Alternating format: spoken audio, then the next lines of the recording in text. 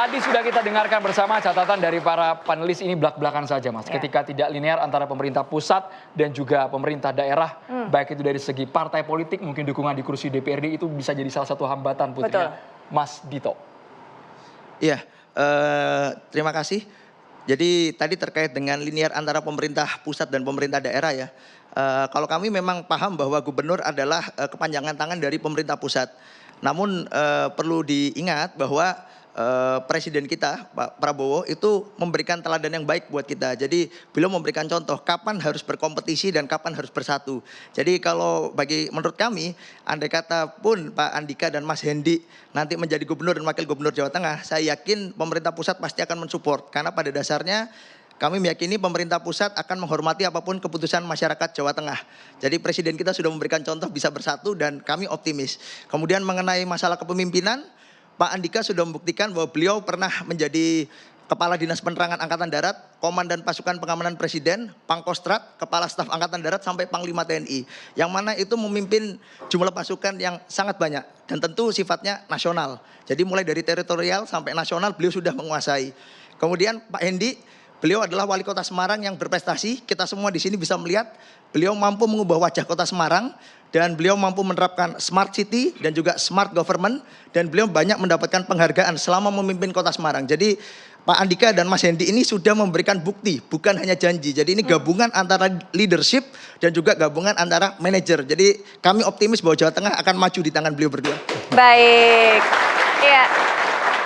Gabungan yang klaimnya kalau dari Mas Dito ini bisa maju atau membuat Jawa Tengah ini kemudian menjadi sejahtera. Nah Pak Haris, tadi bukan hanya koordinasi antara pusat dengan pemerintah provinsi tingkat 1, tapi juga ada pemerintah tingkat 1 dengan tingkat 2. Itu menjadi sorotan juga dari pihak panelis. Bapak juga yang memiliki pengalaman bukan hanya sebagai anggota dewan, tapi juga pernah menjadi wali kota begitu ya Pak ya. Bagaimana? Wakil wali kota. Wakil wali kota, mohon maaf. Wakil wali kota ya. Nah ini mungkin juga bisa memberikan informasi kepada kami soal ini. Apa yang menjadi trik dari pasangan calon nomor urut 2 untuk bisa mewujudkan semua janjinya Pak? Iya, tentu sesanti atau tagline ngelakoni dan ngopeni ini satu tagline yang memang diangkat dari apa yang pernah dilakukan oleh beliau berdua. Baik itu Pak Lutfi maupun Gus Yassin. Sehingga kita berharap betul bahwa apa yang sudah dilakukan beliau berdua selama ini bisa memimpin orkestra. Kenapa? Karena memang basis otonomi kita ini di kabupaten kota. Ya, seperti tadi para panelis sudah menyampaikan, Pak Teguh, Pak Jo sudah menyampaikan bahwa memang gubernur itu betul-betul menjadi ya dirijen lah gitu ya untuk 35 kabupaten kota. Dan untuk konteks itu baik itu Pak Lutfi maupun Gus Yassin sudah pernah melakukannya.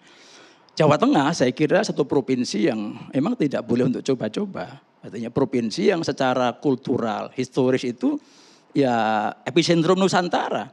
Di situ ada Masjid Demak, tapi ada Prambanan, ada Borobudur.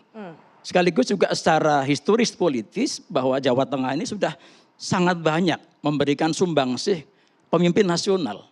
Ya, Presiden kita yang baru saja selesai, purna tugas juga dari Jawa Tengah. Pak Harto yang memimpin kita 32 tahun, lamanya juga dari Jawa Tengah. Jadi artinya dalam konteks itulah sehingga pengalaman-pengalaman yang sudah dilakukan, dijalani oleh beliau berdua ini cukup menjadi modal insya Allah untuk membawa Jawa Tengah selalu gayeng dan nyenengke gitu. Baik.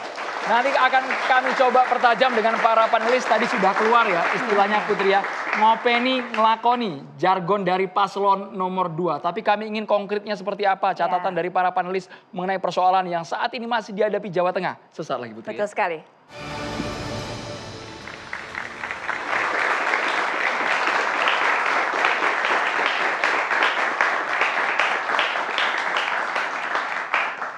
Anda kembali menyaksikan debat calon gubernur, calon wakil gubernur Jawa Tengah. Tadi kita sudah mendengarkan apa yang menjadi keunggulan ataupun juga modal dari masing-masing juru bicara pasangan calon. Tapi kami juga akan berikan informasi bahwa masing-masing pasangan calon, baik pasangan nomor urut 1 ataupun juga 2, saat ini sudah tiba di tempat acara di Marina Convention Center, melakukan persiapan mereka dan juga karena memang semakin dekat dengan waktu debat, juga sepertinya sekarang sudah menggodok masa-masa terakhir atau menit-menit terakhir untuk mematangkan nanti apa yang akan disampaikan. 15 menit lagi Putri. Betul sekali. 15 menit lagi. Nah, langsung saja juga saya akan berikan kesempatan kepada Pak Teguh terlebih dahulu, Pak. Silakan. Kalau yang satunya mengatakan kami ini memberikan bukti, bukan lagi janji, tapi kemudian juga Pak Haris mengatakan bahwa ngopeni, memperhatikan masyarakat satu persatu memang sudah lama dilakukan oleh pasangan ini. Silakan Pak Teguh. Isu yang paling krusial itu kan karena tadi jumlah Jawa Tengah sangat banyak penduduknya, jumlah kabupaten kotanya juga banyak, demikian juga dengan kecamatan dan desa kelurahannya. Yang lebih strategis lagi di Jawa Tengah hari ini itu adalah disparitas antar daerah. Ada daerah yang sangat maju, capaian kinerjanya luar biasa, ada daerah yang sangat terbelakang. Baik dari segi ekonomi, baik dari segi pelayanan, maupun dari segi kemampuan masyarakat memenuhi kebutuhannya. Yang ingin kita dengar adalah bagaimana nanti para calon gubernur, wakil gubernur ini memberikan semacam teknologi yang cepat yang bisa membuat orang itu kemudian bisa mengikuti perkembangan pembangunan itu. Sehingga Jawa Tengah yang hari ini juga menjadi provinsi yang selalu disorot persoalan disparitas antar daerah, persoalan kemiskinan, persoalan living under poverty line, itu yang saya kira harus dijadikan prioritas oleh para gubernur, wakil gubernur ini. Dan yang lebih penting lagi adalah agar apa yang tadi disampaikan, apa smart governance atau smart city, saya berharap itu masuk dalam ranah pemikiran para pemimpin yang ada di kabupaten kota dan provinsi. Karena percuma saja sebetulnya kalau katakanlah gubernur wagubnya cerdas tapi bupati wali kotanya nggak nyanda.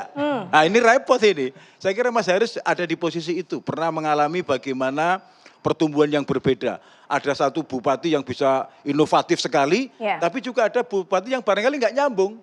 Sehingga akhirnya waktunya hanya habis untuk mengikuti protokoler. Tidak punya gagasan yang cepat yang membuat kemudian percepatan itu lebih nyata. Buktinya apa? IPM, Indeks Pembangunan Manusia, para bupati wali kota, kabupaten kota ini bedanya jauh.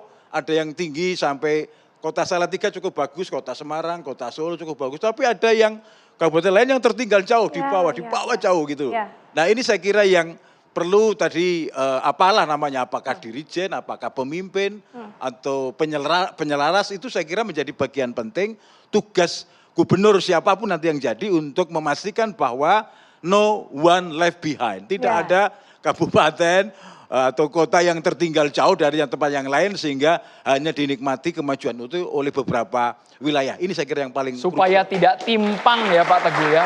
Baik, Tepat kita ke sekali. Prof. Jo. Kalau Pak Teguh tadi membutuhkan yang namanya akselerasi teknologi agar kepala daerah di tingkat 1, provinsi, kemudian desa, paling tidak. kota, Sampai desa, kabupaten hingga desa mereka paham penggunaannya. Kalau untuk pelayanan publik catatan dari Prof. Jo seperti apa supaya tidak terlalu rumit birokrasinya? Iya, jadi saya ingin garis bawahi kembali bahwa gubernur itu kepala pemerintahan provinsi yang tugasnya melakukan pembinaan terhadap juga bupati wali kota. Ya, jadi kalau ada kabupaten kota yang tertinggal, itu peran dia adalah bagaimana mempercepat ketertinggalannya itu dengan membantu, ya, memfasilitasi, bahkan gubernur dapat memberikan bantuan keuangan, ya, bantuan teknis pun bisa, bantuan program. Jadi itu nothing to worry lah menurut saya, asal leadershipnya oke, gubernurnya itu, dan asal dia menyusun perencanaan yang terintegrasi. Antar kabupaten kota itu dibuat satu kesatuan perencanaan dan penganggaran. Sehingga sama-sama bisa diatasi itu persoalan kemiskinan dan sebagainya.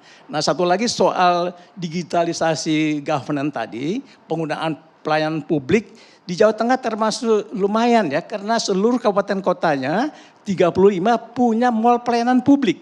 Indonesia itu baru punya 245 dari 546 daerah otonom. Jawa Tengah totally 100% sudah punya, itu oke.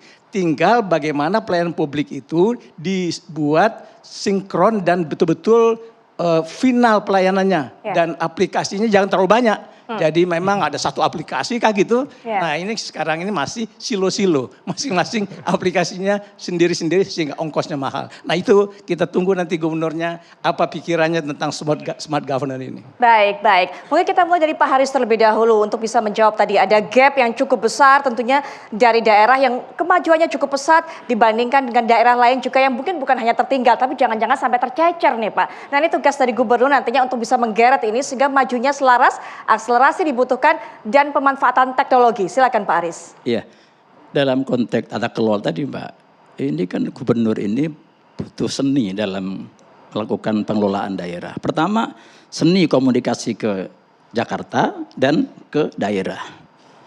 Nah, dalam konteks kita, Jawa Tengah dibanding dengan capaian nasional, masih banyak PR yang harus kita selesaikan. Jawa Tengah itu angka kemiskinannya masih 2 digit, masih 10,4. Di nasional sudah 9, sekian. IPM Jawa Tengah masih 73, sekian. Nasional sudah 74. Lama harapan sekolah, Jawa Tengah masih 12 tahun. Nasional sudah 13 tahun. Jadi artinya Jawa Tengah ini betul-betul butuh orang yang sudah pernah menjalankan tugas itu. Ngelakoni dan ngopeni tadi. Nah dalam konteks daerah, dosen saya, Pak Teguh menyampaikan, disparitasnya itu luar biasa. Luar biasa. Ada daerah dengan IPM 73, ada yang 83. Tempat saya pernah jadi wakil wali kota 10 tahun, 83. Nasional nomor 5 kami itu. Ada upah minimum kota, kabupaten, yang 2 juta, mohon maaf Pak, 2 juta. Tapi ada yang 3,2 juta. Belum lagi kalau kita bicara kesenjangan utara selatan. Ya, utara selatan ini juga PR lama yang memang perlu diselesaikan. Bagaimanapun ini sama-sama Jawa Tengah. Tapi kita lihat bahwa utara itu pusat pertumbuhan ekonomi yang relatif berjalan cepat. Ya, kemudian selatan relatif agak tertinggal. Ya. PR lagi misalnya masalah ya rob misalnya. Ini juga tidak bisa dinafikan. 2 kabupaten, mungkin kalau tambah Semarang sedikit ya, Kabupaten Demak, Kabupaten Kota Pekalongan, ini masih punya pekerjaan rumah juga.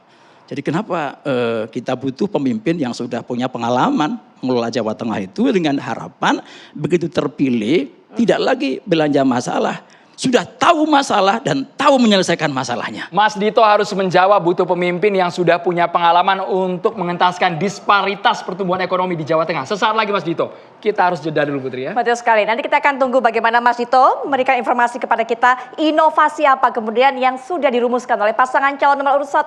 Sesaat lagi tetaplah bersama kami di debat calon gubernur wakil gubernur Jawa Tengah.